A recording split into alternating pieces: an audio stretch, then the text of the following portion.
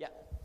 Jadi kalau gini, Anda kalau bekerja, saya, Anda, kita bekerja, kan dapat gaji ya? Gaji. Ya, itu bahasa Arabnya gaji. Sekarang ada yang menyebut ratib. Ratib. Pokoknya disebut ujrah. Pokoknya yang harus dibayar. Makanya kalau Anda ke Timur Tengah itu naik taksi, ada tulisan atasnya taksi ujrah. Ya, bukan punya si ujrah. Nanti kalau ke Mekah naik taksinya punya si ujrah, si ujrah punya banyak taksi. Ya, bukan. Itu taksi bayar, bukan gratis, bukan free. Jadi begitu Anda keluar menggunakan jasanya, bayar, berikan pokok dari jasa yang telah dia kerjakan. Perhatikan baik-baik, teman-teman sekalian. Ketika Anda bekerja dalam urusan dunia, Anda mendapatkan ujrah. Nih bayar 10 dinar, 10.000 rupiah, sekian, sekian, sekian. Ketika Anda kerjakan untuk misi akhirat supaya bekal untuk pulang, bukankah 10 juta ditabung, tabung, bikin rumah kan? Beli pakaian yang elok, beli kendaraan. Sama persis Anda sholat itu diberikan juga bayarannya, diberikan juga pokok pemberiannya. Anda puasa diberikan pokoknya, baca Al-Quran dikasih bayarannya. Namanya pahala. Dalam bahasa Al-Quran disebut ajrun namanya. Dunia ujrah, akhirat ajrun. Lahum ajrun ghairu mamnun. Ajrun. Berapa ukurannya? Minimal 10. Turun Quran surah ke-6 ayat 160. Ya, kita keluarkan supaya terukur. Ya. Setiap pekerjaan dunia menjadi nilai akhirat punya poin. Pekerjaannya disebut hasanah namanya. Ya. Amal solehnya disebut hasanah. Siapa yang mengerjakan di dunia pekerjaan punya nilai akhirat, amal soleh namanya hasanah. Setiap hasanah punya poin 10. Man jaa bil hasanati falahu asyru amthaliha. Siapa yang mengerjakan perbuatan di dunia dan punya nilai akhirat, bekerja dikerjakan karena Allah mencari yang halal. Tuliskan poinnya. Salat, tuliskan poinnya. Setiap pekerjaan 10. Hitungannya 1 keduanya 500 tahun, 2 ketiganya 500 tahun, 3 keempatnya 500 tahun. Jadi jangan menghitung 1, 2, 3 terlalu sedikit. Ya. Di hadis Muslim saya sering katakan ke masjid saja dapat 25 poin baru nyampe. Jarak 1 kedua 500 tahun. Jadi kalau ada yang tidak sholat dalam sehari, 1 kali sholat kehilangan 10 pahala kali 500 tahun. Dia kehilangan pahala 5.000 tahun. Ya, dosanya berapa? Nah, makanya sering kita bermohon begini, ya Allah, jadikan semua perbuatan duniaku punya nilai akhirat supaya ditampakkan di akhirat. Di hasanah dunia ini akan ditampakkan saat dihisab di akhirat. Makanya sering kita katakan, ya Al-Baqarah ayat 201, wa minhum may yaqulu rabbana atina fid dunya. Ya Allah, jadikan semua kegiatan duniaku hasanah. Namaku sudah hasanah ya Allah. Perbuatanku belum tentu. Ya sudah suami namanya Hasan, ya istri Hasanah, anaknya Husna, ya kan? Yang laki-laki Husain, tuh. Semua kumpul, tapi kalau pekerjaannya tidak demikian menjadi amal soleh, nggak terkumpul ini. Ya, dan akhirat pun nampakkan lagi hasanahnya. Maka diteruskan ayatnya, wa fil akhirati hasanah. Makanya saat di akhirat itu ditampakkan, faman ya'mal mithqala dzarratin khairan yarah. Ya, makanya kalau mau mithqal, yang khairan yarah. Jangan yang syarran yarah. Ya, pada yang baik-baik, miskol tahajud, miskol untuk baca Quran, ya, miskol untuk bisa tilawah, miskol untuk mengingatkan puasa sunnah, itu khairan yarah. Ya, mithqal pada yang tidak bagus tinggalkan, itu syarran yarah. Ini balik sini. Maka dapat kita nilai ini kembali kepada Allah, kumpulkan semua ini. Tinggal nanti tergantung Anda mau punya rumah di yang mana daerahnya. Komplek yang elit. Di Indonesia di sini Jakarta ada Pondok Indah. Ada beberapa tempat-tempat yang lainnya, elit kalangannya, Menteng dan seterusnya. Maka di surga pun ada komplek yang elit-elit. Ada Firdaus, ada surga Aden, ada macam-macam. Tinggal Anda cari bekal yang serius, turunkan kemudian ke bumi. Cuman sayang, dari sekian waktu yang Allah berikan disebut dengan ajal, menjadi batasan kita untuk beramal. Setiap kita dibatasi oleh waktu. Seperti Anda pun bekerja dunia, bukankah ada waktunya? Waktu produktif untuk bekerja, setelah itu ada masa pensiunnya. Dalam bahasa Arab, sesuatu yang kita kerjakan dengan batas dan setelah hilang batasnya, selesai aktivitasnya, disebut dengan ajal namanya. Maka Allah membuat ketentuan, kita pun tidak abadi di bumi. Setiap kita punya batas waktu, kalau selesai dinas kita dan pulang kita untuk mempertanggungjawabkan semua yang kita kerjakan di sini. Maka turun Quran surah ke-7 ayat 30 berapa? 4 untuk menggambarkan ini. Walikulli ummatin ajal fa idza jaa ajaluhum la yastakhiruna sa'ata wa la yastaqdimun. Setiap umat seluruhnya tanpa kecuali itu pasti punya batas waktu untuk beraktivitas dan selesai pulang.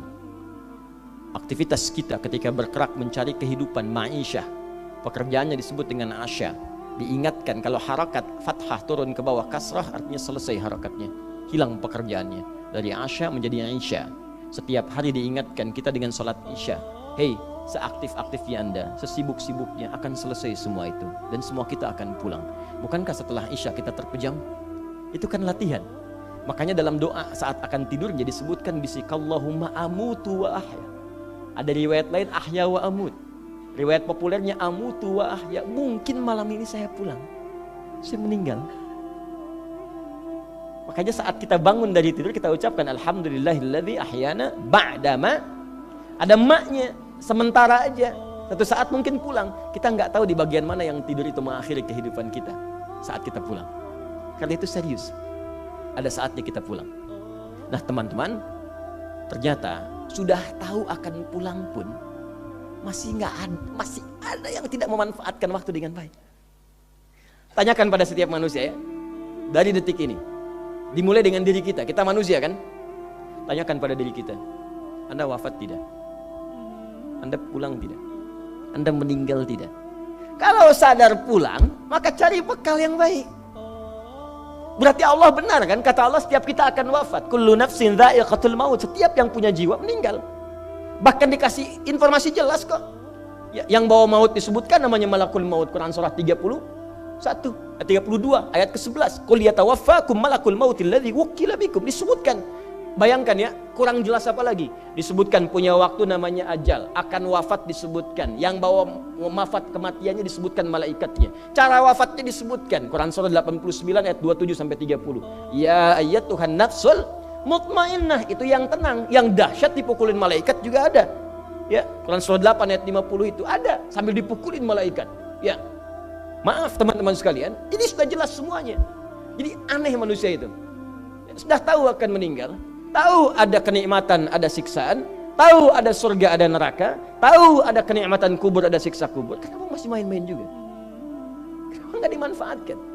Dan dia tahu ada yang menyolatkan, ada yang disolatkan.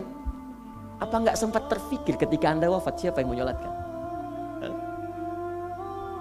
Bukankah yang paling indah yang menyolatkan orang yang selama ini kita rawat? Anak yang pernah dikandung, diberikan ASI, dirawat-rawat. Anda menyiapkan apa gitu? Kita menyiapkan apa? Sayang-sayang investasi keluar banyak ketika wafat gak bisa berlaku apapun. Bahkan ada yang sebelum wafat pun sudah dibuang dari keluarganya. Waliyadzubillah. Nah, sekarang dari sekian kegiatan aktivitas kita, berapa yang sudah punya nilai di mata Allah menjadi amal saleh? Sekarang kita ukur. Ya, sekarang kita ukur. Pelan-pelan sebentar ya. Ini rata-rata usia berapa tahun? Oh baik. 40 tahun ke atas ya. Ya. Walaupun atasnya mungkin agak banyak, atas gitu ya, bagian. Nggak apa-apa. Fokus sini ya. Edisi kali ini fokus saja. Biarkan saya yang datang, terangkan, tulis, hapus ya. Antum simak aja lah, simak, tulis dengan baik, mau ketawa-ketawa sudah masuk surga alhamdulillah. Udah cukup dengan amin, lihat dulu. Ini saya sering sampaikan, ini kita kasih batas standar di Al-Quran aja lah, 40 tahun misalnya. Ya, standar keseriusan beraktivitas. Ya, lihat sini. Konon dalam sebuah penelitian sederhana, manusia itu kalau dihitung-hitung aktivitasnya setengah dari usianya, itu umumnya walau tidak semuanya teralokasikan untuk tidur, beristirahat, tidur. Dari mulai lahir, bayi kecil tidur, dewasa beraktivitas tidur siang, tidur malam, tidur macam-macam, tidur kecapean, tidur ngantuk, tidur lelah, tidur segala rupa, tidur setengah dari usia. Jadi kalau 40 tahun tidurnya berapa tahun? 20 tahun. Baik. Sisanya beraktivitas, ya. Nah, itu berapa tahun? 20 tahun. Jadi di sini kalau kita hitung, ya kalau beriman, alhamdulillah kita sholatnya, puasanya, baca Qurannya, tapi juga kerjanya, tertawanya, candanya, macam-macamnya 20 tahun. Dari 20 tahun ini, berapa yang jadi aktivitas ibadah? Yang jadi ibadah berapa? Ya, jangan terlalu pesimis, ya ambil 10 tahun misalnya. 10 tahun ibadah. Nah, jadi di sini adalah sholatnya, baca Qurannya, puasanya, dan sebagainya, sedekahnya, infaknya. Apakah semua ibadah itu langsung diterima? Belum tentu. Syaratnya ikhlas. Wa ma umiru illa liya'budullaha mukhlishina lahuddin. Quran surah 98 ayat 5. Pertanyaannya, dari ibadah yang kurang lebih 10 tahun ini, berapa tahun yang ikhlas? Ya, ambillah tengah-tengahnya 5 misalnya kan. 5 tahun. Ini yang ikhlas, insya Allah. Yang ikhlas kurang lebih 5 tahun. Jadi usia 40 tahun ini yang produktif amalan yang kurang lebih harapan kita diterima oleh Allah insya Allah 5 tahun. Dosanya berapa tahun?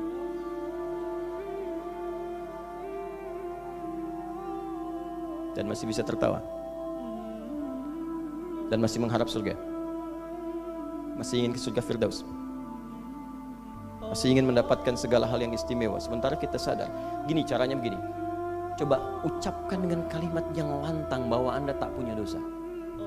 Kalau tak mampu, berarti punya dosa. Ucapkan Anda sudah siap ke surga. Kalau tak mampu, amalnya masih kurang. Jadi kalau sudah merasa amal masih kurang, dosa banyak, terus masih main-main juga.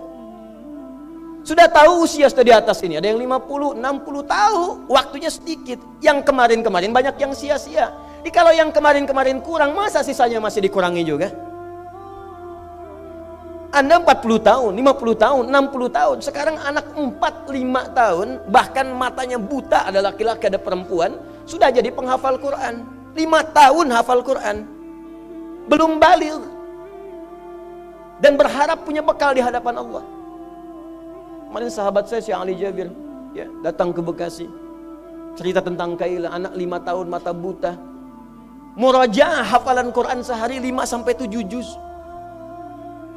Dikatakan oleh beliau, Kaila, apa enggak capek terlalu banyak? Kamu kan punya uzur di hadapan Allah. Allah Maha memahami keadaan kamu. Apa enggak lelah? Saya malu justru kepada Allah kalau kurang daripada itu. Anak 5 tahun mengulang hafalan Quran setiap hari 5-7 juz, dan malu kalau kurang di bawah itu sebagai bekal untuk menghadap Allah. Anda diberikan kesempatan sampai lebih daripada 50 tahun, lebih daripada 40 tahun, lebih daripada 20 tahun. Dan sampai kesempatan itu sampai hari ini pun untuk baca pun belum punya waktu. Dan Anda mengharap surga, Anda siapa?